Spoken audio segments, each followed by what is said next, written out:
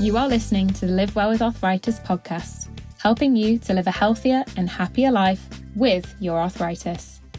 Every episode contains science-backed support, expert advice, and a deep understanding of the reality of living with arthritis. I'm your host, Emily Johnson, also known as Arthritis Foodie. I'm a best-selling author and the founder of Live Well with Arthritis. Whether you've been living with arthritis for years, or you're navigating a new diagnosis, or perhaps you have symptoms and are looking for answers, this podcast is for you. For more support, you can join the waitlist for my course, Live Well with Arthritis, on www.livewellwitharthritis.com/waitlist. That's www.livewellwitharthritis.com/waitlist. Places are limited, so the earlier you sign up, the better. Now, let's get into the episode.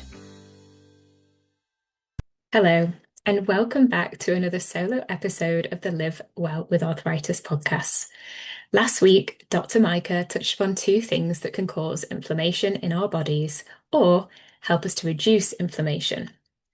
First of all, isolation, and second of all, relationships. Isolation does not always mean that you feel alone, because in fact, I'd argue that if I don't have enough alone time, I am not fun to be around. I actually need that space to myself. I love it, and it is a non-negotiable for me. Similarly, the relationships in our lives can either be nourishing or depleting, anti-inflammatory or inflammatory. And I'd like to suggest another thread to this, which can sometimes be a combination of the two, and that's feeling lonely in our relationships. This episode is deeply important to me, and I'll be drawing upon the science with a light touch on my own experiences. Of course, these things don't always show up in a blood test, but they absolutely show up in your joints, your energy, your well-being, and your soul. The people we spend our time with and how we show up or hide within those connections directly dictates our inflammatory levels. If you've ever noticed your symptoms flare after a difficult conversation or felt physically lighter around certain people, well, you aren't imagining it. Your social environment is biological feedback. Your nervous system is communicating with you all the time. So is your gut, your intuition, and yes, your joints. The more relaxed and pain-free you feel, the likelihood is you're already in safe, loving, and supportive relationships and friendships. But if this is not the case, the stress can wreak havoc on your joints and increase your pain too. And look, this is not a blame game. We are all human and we all make mistakes. It's about learning how to make better choices for ourselves and the people around us to cause less pain and bring more light, love, and harmony to the world. Because let's face it, the world is hard enough out there without bringing it home. So in this episode, we will explore the nervous system, the cost of self-censoring, social inflammation, support as medicine, and the power of boundaries. So let's start with the nervous system and biological threats. And before we look at the people around us, we have to look at the wiring inside us. Your nervous system has two main branches that you may already have heard about. You have the sympathetic nervous system, which is your fight or flight, essentially the accelerator, and you have the parasympathetic nervous system, which is your rest and repair, which is the brake or the brakes. And when you live with arthritis, your immune system is already on high alert. Now, imagine layering chronic relational stress on top of that. Research consistently shows that our bodies cannot distinguish between a physical predator and an emotional threat, which is something I touched upon actually in my first book, Beat Arthritis Naturally. When we are in a tense or emotionally unsafe relationship, the brain triggers the HPA axis, which is the hypothalamic pituitary adrenal axis. I did an essay about that actually in year one of my nutritionist course, flooding the body with cortisol and adrenaline. Normally, cortisol is actually anti-inflammatory, but when the stress is chronic, when you're walking on eggshells every day, your cells become resistant to the cortisol. And the result, well, the brakes fail and inflammatory cytokines, the messages of pain, go into overdrive. So what can you do about it in the moment? If you feel that heat rising during a conversation, your job is to signal safety to your brain. And one way you could try signaling this safety is the exhale hack. So breathing out for twice as long as you breathe in. So breathe in for 2, breathe out for 4, or breathe in for 3, breathe out for 6.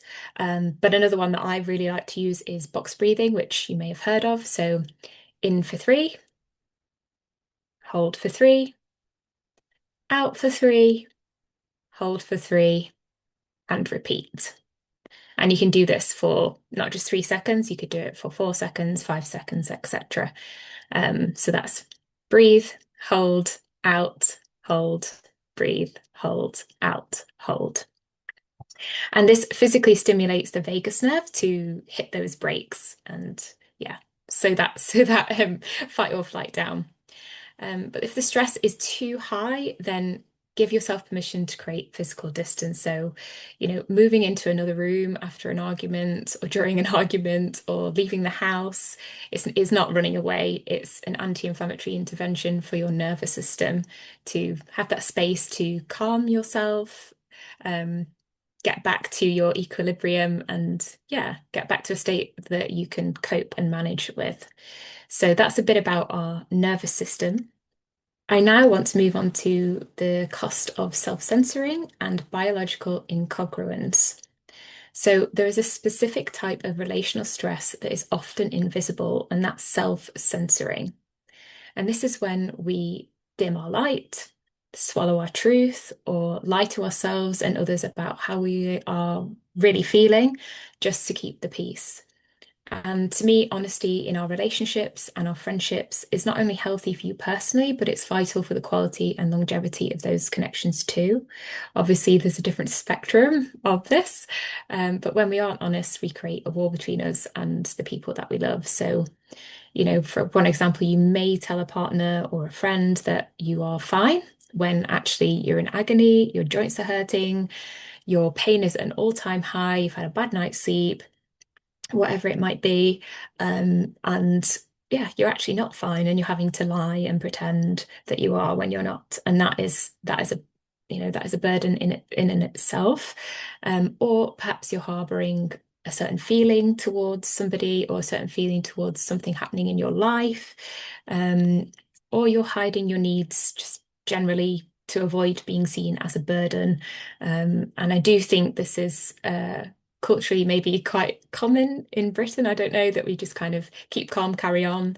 But yeah, I do actually want to explore the deeper layer of this kind of the biology of secrecy and holding things in, and how it can impact us. So whether it's, a small lie, what you would call a white lie, or a much heavier secret like hiding a financial struggle or a health fear or even an affair, there's a staggering physiological cost to living a life that doesn't match your truth. And researchers call this biological incongruence. So physiologically, self-suppression is an active stressor.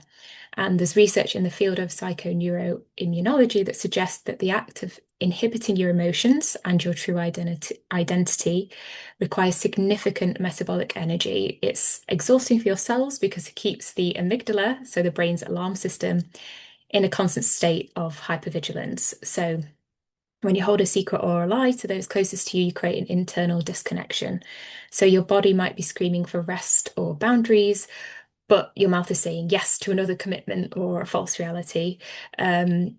Whatever it might be that you're not being honest with. And this internal friction signals danger to the nervous system, and you are essentially scanning your environment 24/7 to make sure that the story stays intact. And, this is not a judgment on the choices that we make and the things we have to do sometimes in life. We're all human. Life is complicated, but it's more looking at what this can do to your joints, to your inflammation, to your system. So research on cognitive dissonance shows that the mental effort of holding two contradictory versions of a reality, so the truth versus the story, increases interleukin 6, which is IL-6. And if you have, any autoimmune condition or rheumatoid arthritis or any form of arthritis, IL-6 is, one of the primary drivers of swelling and flares. So that's something to be aware of. So, by holding or hiding the truth of who we are and what we are feeling from those closest to us, we accidentally keep our bodies in a state of high alert. And shame, in particular, is a very hot emotion, a very difficult emotion for us to carry. And the immune system often views social shame as a threat to our survival. And it, responds the only way it knows how, which is inflaming us to protect us. And I don't know if you've heard of Brene Brown, but if you haven't, I strongly recommend you go and watch Brene Brown's TED Talk on vulnerability. And she's also got one on shame. And she's got some incredible books as well that I love if you want to dive deeper into this topic. But the data is clear. Authenticity is a physiological necessity, and when we stop hiding and we start owning our truth, even when it's a bit messy and uncomfortable at times, we signal to our nervous system that the threat is over. So this integrity this is not a moral lecture. This is absolutely in no way a judgmental podcast at all.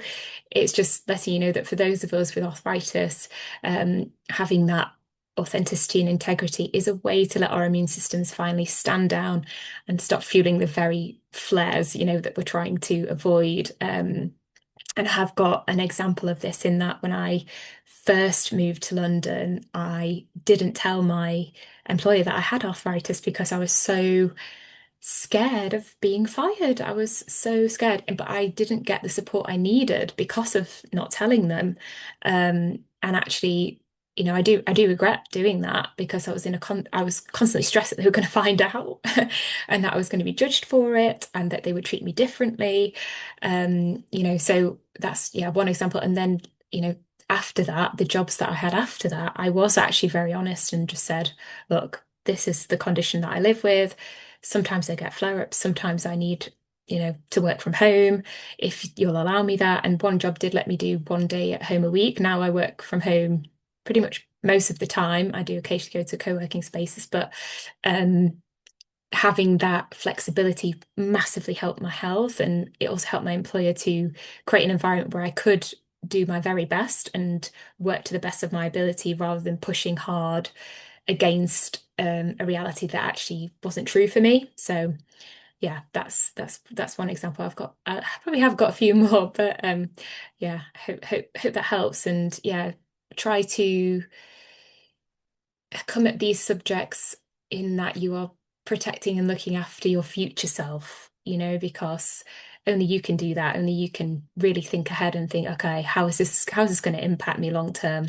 Is what you kind of have to try and think. So on to our next section, which is all about social inflammation. So in medical literature, researchers are now using the term social inflammation, which there was a landmark study published in PNAS, which found that social stress, I can add the link, social stressors like rejection or chronic conflict actually turn on pro-inflammatory genes. So that can look like chronic criticism, so feeling like you can't do anything right.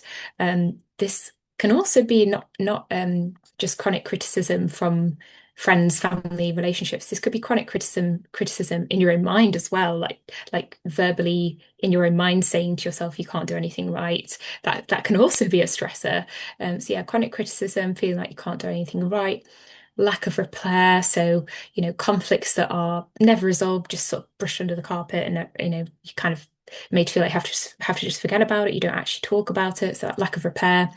And emotional unpredictability, so not knowing which version of a person you're going to get. So studies have shown that these dynamics are associated with elevated C-reactive protein, so CRP, which a lot of us living with arthritis have to get checked for CRP in our bloodstream for inflammation, and interleukin 6, so IL-6. So for someone living with arthritis and autoimmunity, that is like, pouring fuel on an existing fire. So if you notice your pain increases after an interaction with somebody, that probably isn't drama. That is probably data. It's your body giving you that real-time read on your environment. So I would say, pay attention to patterns, to repeated conflicts, repeated conversations, repeated things that make you feel uncomfortable, that your inner alarm bells are triggered for, and listen to your intuition and your gut as well in terms of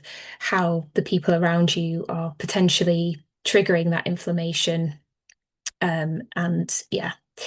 So now that we understand the cost of this stress on our bodies, what can we actually do about it? So let's shift to this sort of medicine, medicine for our relationships, because the beautiful truth is that nourishing relationships are the ultimate anti-inflammatories. And I think about it like I don't know, like the house plant I've got, for example. If I put that house plant in a dark, dingy room with no sunlight, no food, no water, you know, uh, toxic chemicals in the air, it's not getting the nourishment it needs. It's not going to survive. It's not going to survive at all. But if it's by the windowsill, in the sunlight, if it's getting, all the nourishing plant feeder I'm giving it, the water, and it's sitting there happily, it's nourished and it's going to thrive. So it's about thriving, not surviving, in life, and and not just our relationships, but in every way, every part of our life. So yeah, nourishing relationships are the ultimate anti-inflammatory. So when you feel truly seen, validated, and safe, your body releases oxytocin. And we may think of oxytocin as just the cuddle hormone, but studies show that oxytocin is a biological powerhouse. It has potent antioxidant and anti-inflammatory properties that directly counteract the oxidative damage caused by chronic cortisol. So that's amazing. So, in a safe relationship, your heart rate stabilizes. Your the muscle guarding, the subconscious protective tensing around your joints, like clenching your jaw, or tensing your wrists, or sorry, your hands. um that muscle guarding tends to, just begins to relax. Your rest and repair system, so the parasympathetic nervous system, finally gets that green light to focus on healing your gut, resting, digesting, and focusing on other parts of your system. So, this support doesn't actually just have to come from humans. Cuddling our dogs and cats and our pets is a profound nervous system regulator. There's actually research around this as well. And, there's something so restorative about the unconditional presence of a pet. They don't ask us to perform or hide our pain. They just love us unconditionally, and when you're stroking your dog or you're feeling your cat purring against you, your brain just drops into that state of safety, and that can actually lower your pain threshold. And I take a moment to just say that I absolutely loved my dear cat Molly, and Mabel. But Molly was more my cat, and she always knew when you weren't feeling great, and yeah, would just go and lie on your lap and purr, and yeah, it's just the best feeling. So yeah, I really hope I get to have a cat again one day. I'm sure I will. Um, so yeah, I just want you to take a moment this week to sort of notice that biological feedback in your social circle. So who's bringing you joy, who lifts you up and supports your goals, and most importantly, who can you be your true, full, and authentic self with. And I'm very, very grateful to be in a place in my life where I have people who support me and I support them as, exactly who we are. Um, I feel unconditionally loved, and I've no need to pretend, dim my light, or be somebody else. And because I have been in relationships and friendships that have done the opposite, pulled me down, criticized me, made me feel alone, even when we're together, where I've had to dim my light or censor myself, or, never feeling truly understood or seen. Believe me when I say that I know the importance of the right ones. We all deserve the right ones, because this love and support buffers that stress. When someone sits with you and says, I believe your pain is real, or I'm here for you, every single version of you, no conditions, your nervous system signals safety. And when that happens, the volume on your pain signals, often turns down, because yeah, being your authentic self isn't just a lifestyle choice, it's the environment your immune system needs to thrive and live well. So yeah, I just want to move on to the next part now, which is a gentle reflection. So no judgment, just curiosity. So I'd like you to think over the next week who in your life makes you feel calm and seen. Who, when you're around them, you can feel your shoulders drop and relax. Where do you feel you have to perform, hide your symptoms, or hide who you are? Is there a truth that you are currently suppressing to keep someone else comfortable, and can it be addressed? Sometimes the most powerful intervention for inflammation isn't a new supplement or a higher dose of medication, though, of course, they absolutely are there and have their place. But sometimes it could be a boundary. Sometimes it's choosing proximity to peace. It's, you know, finding peace in your relationships, in your friendships, and if there isn't peace, finding people who do bring you that peace. And if distancing yourself from a stressful person or people isn't possible right now, then focus on that co-regulation as best as you can, and find one safe person, a friend, a coach, or a therapist who helps your body feel better and can help you to find ways to manage and cope that work for you. So that was a lot to take in.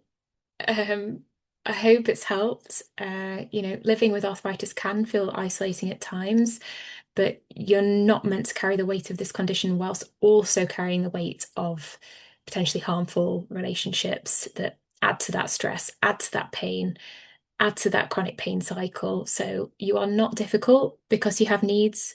You are not dramatic because stress affects your joints. Your body is a highly sensitive, intelligent instrument responding to its environment. And healing happens in safe hugs. It happens in honest conversations. It happens the moment you stop dimming your light and start honoring your truth.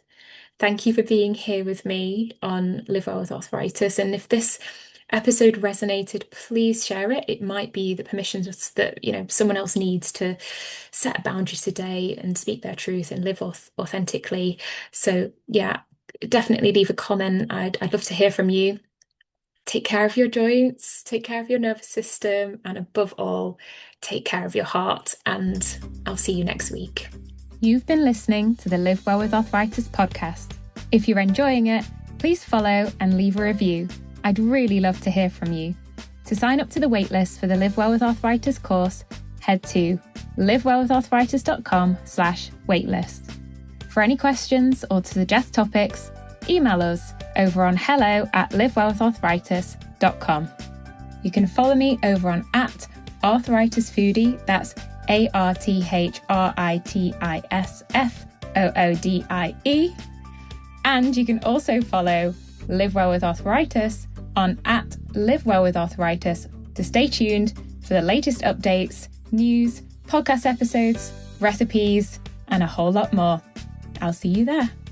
Until next time, live well and lots of love from me to you. P.S. Before you go, I have to let you know that this podcast is presented solely for educational and entertainment purposes only. It is not intended as a substitute for the advice of your medical professional, whether that be your rheumatologist, GP, specialist, or other qualified professional. Thanks for listening, and I'll see you in the next episode.